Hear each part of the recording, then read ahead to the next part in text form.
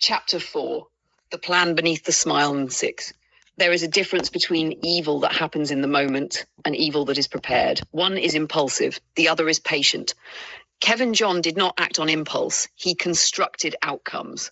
Long before Laura Crystal ever set foot on Caribbean soil as his wife, the ground had already been prepared for her arrival, not with love, not with celebration, but with precision. To Laura, the island was warmth. It greeted her with sunlight that kissed her skin gently, with air that felt softer than the chill she had left behind in the United Kingdom. The ocean stretched endlessly before her, calm and inviting, its rhythmic waves whispering peace. "This is beautiful," she said quietly, her eyes taking in the view. Kevin stood beside her, watching, not the ocean, not the sky, but her. "I'm glad you like it," he replied, and his voice carried that same steady tone she had come to trust. What Laura did not see was everything already moving beneath the surface. The house they stayed in was not random. It had been arranged weeks, no, months in advance. Private, secluded, away from unnecessary attention, away from questions, away from interruptions. Every detail was intentional, every corner calculated. That same evening, while Laura rested, Kevin stepped outside.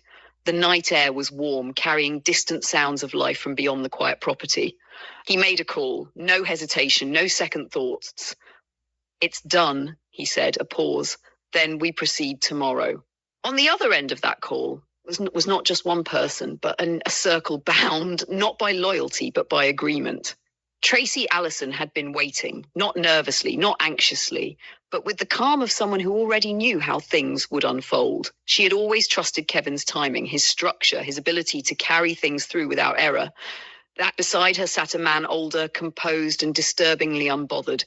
Dr. David Allison, her uncle, a man whose profession was meant to preserve life, but whose allegiance lay elsewhere.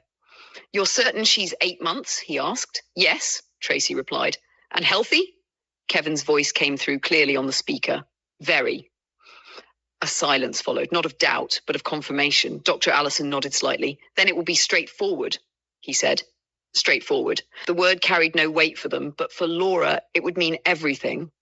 Back at the house, Laura stirred slightly in her sleep. Her hand moved instinctively to her stomach. She could feel them, her daughters, alive, safe, or so she believed. A faint unease brushed against her consciousness.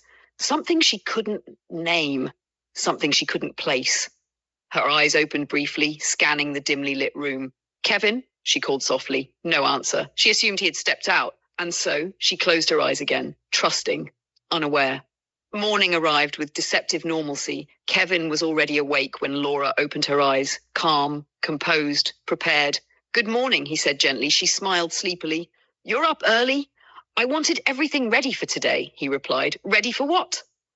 "A checkup," he said. Laura frowned slightly. "Here?"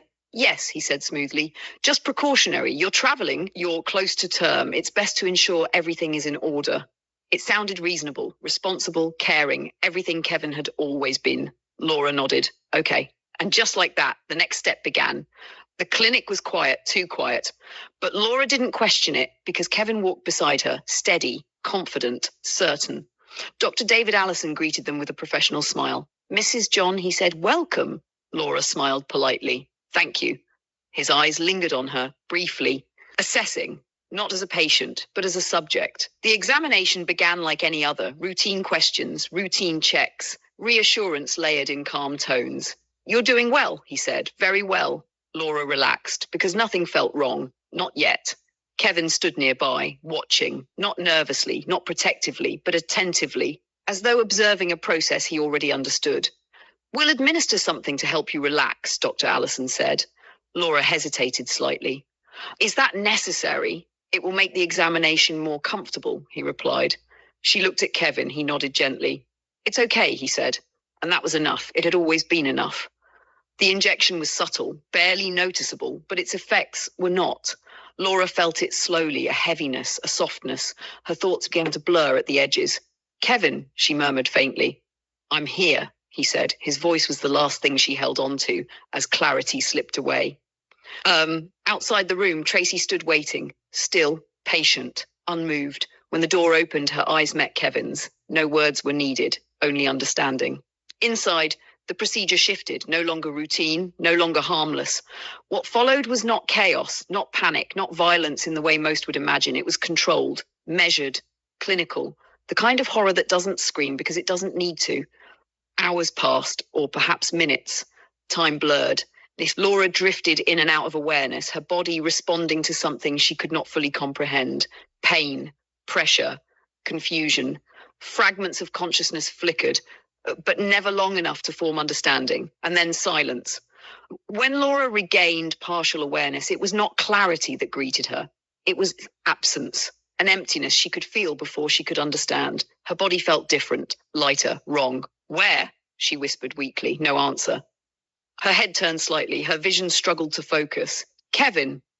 He stepped into view, collected, exactly as he had always been. They're safe, he said. The words should have comforted her, but something in his tone did not. A tear slipped from the corner of her eye. I want to see them. Her voice was fragile, barely there.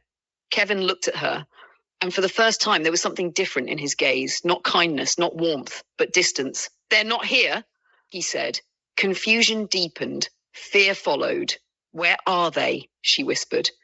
Kevin didn't answer immediately, because this moment was the only part of the plan that required something beyond structure. It required finality. And Kevin John did not hesitate. Outside, Tracy waited, listening, not for noise, but for completion. Because everything had been decided long before Laura ever said yes to the trip, long before the wedding, long before the pregnancy, long before the first conversation at that bus stop in 2003. This was never a moment. It was an outcome. And Laura Crystal, 8 months pregnant, full of trust, full of belief, had been led step by step into the exact place where she would lose everything. Her children, her voice, her life. And the most terrifying part, no one outside that room would ever know the truth.